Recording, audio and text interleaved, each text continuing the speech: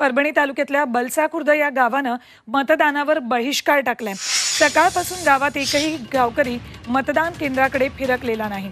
गावातल्या रस्त्यासाठी ग्रामस्थांनीही आंदोलन केले। आंदोलन उपोषण करूनही रस्ता मिळत नसल्यानं हे पाऊल उचलले।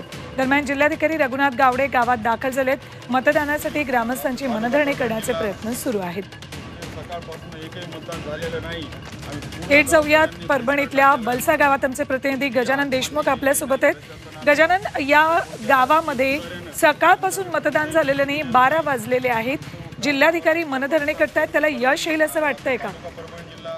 सुवर्ण, एकूण हे जे गाव आहे हे स्थलांतरित झालेलं गाव आहे परभणी कृषी विद्यापीठात पूर्वी, आणि गावामध्ये बऱ्याचशा सोयी सुविधा दिल्या नाहीत असा आरोप आहे। आणि जो काही इथून कॅनल गेला त्या कॅनलच्या बाजूला एक रस्ता आहे, त्या रस्त्यावर मोठ्या प्रमाणात अतिक्रमण झालंय।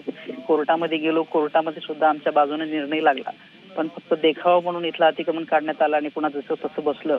त्यामुळं काही लोकांचं हे अतिक्रमण उठवावं, या लोकांचा त्रास होतो अशा पद्धतीचा आरोप गावकऱ्यांनी केला आणि म्हणून सकाळपासून त्यांनी मतदानावर बहिष्कार टाकला होता।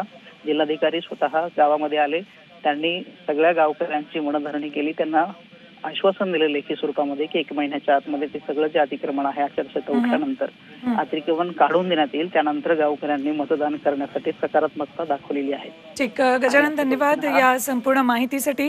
तर आता गावामध्ये जिल्हाधिकारी आल्यानंतर त्यांनी मनधरणी केली आणि गावकरी आता मतदान करण्यासाठी तयार झाले। 1 महिन्याच्या नंतर आम्ही सगळे